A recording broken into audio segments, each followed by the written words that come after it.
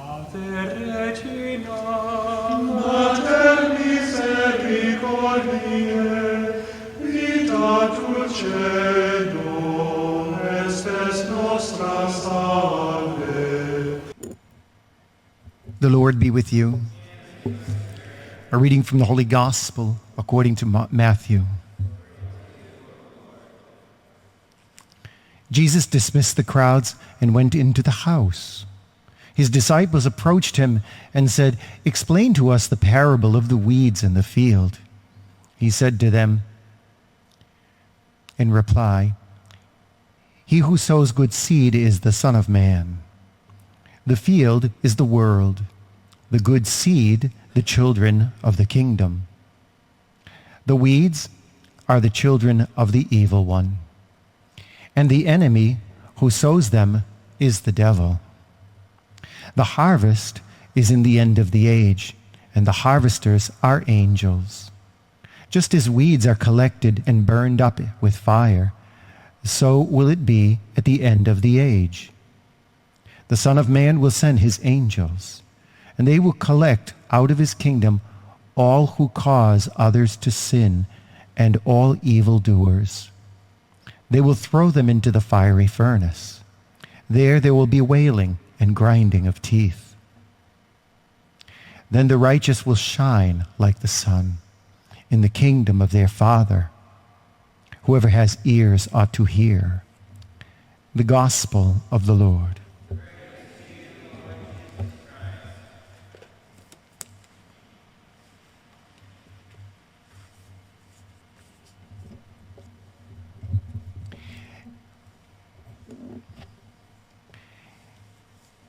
Years ago, I met a young girl, 15 years old, who had a cancer.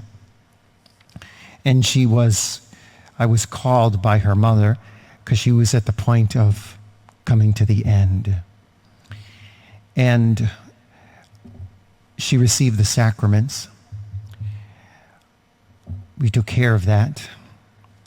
And she was frightened of what an encounter with Jesus might look like.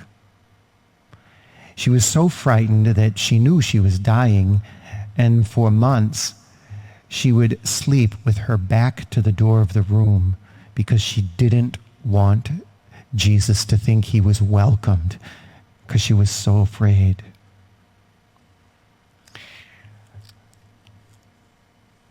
When she died, her mother found her facing the door. She had come to an understanding of mercy.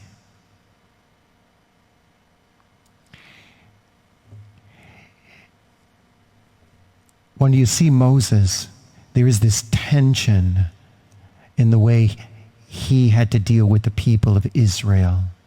The tension was the people were afraid of him because they knew they were sinners. Now the 15-year-old girl, she wasn't a sinner, but people were afraid to encounter the Lord. That's why the tent was outside of the camp, because it was the camp was too commingled with sin, and they knew it. And so Moses would represent them and send their pleas to God personally as he spoke with God face to face. Moses would speak face to face with God. What was normal for Moses should be normal for us. He spoke with God regularly. He also was fed by God on the finest wheat, you could say, and this is where we are. God, even in spite of our sinfulness, makes himself available to us for mercy. And he feeds us finest wheat in the Holy Eucharist so that we can become a field, not of weeds, but of wheat. The Eucharist is our face-to-face encounter with Jesus, especially in Eucharistic adoration, where we have a face-to-face encounter with Jesus like Moses did. It doesn't come with all the thunder and lightning that the people of Israel saw. It's more serene and quiet and inviting because of the humility of Jesus' death on the cross. Only Moses could approach the Holy of Holies. Only Moses could speak to God. But Jesus broke that separation through his incarnation, where he has come to us personally. Humanity meeting divinity, divinity meeting humanity. He has come personally to sow good seed in us. And this is what happened to us at baptism. No longer I who live now, Christ lives in me. He is in me. He has sown his seed in me because I'm baptized. And yet we have our complications after being baptized as we grow.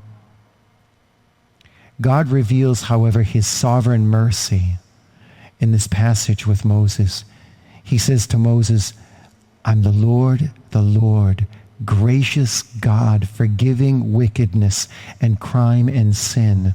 And although God has had to separate himself from the camp of the community, he makes himself available through Moses to intercede, to re-corral the people into his sacred heart. And here is our invitation to break what separates us from God. God says to Moses, I want to pardon people's wickedness.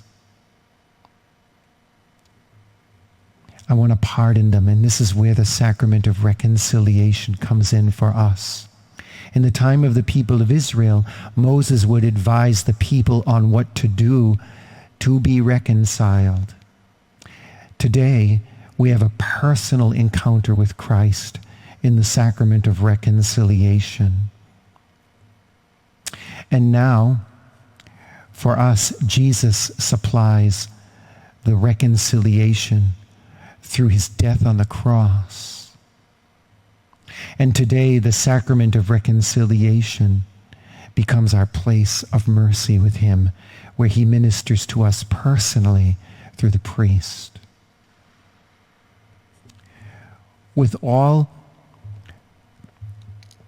our imperfections, our Heavenly Father continues to reach out to us and strives to make it possible for us to have every avenue of contact with him. The only problem is our own stupidity.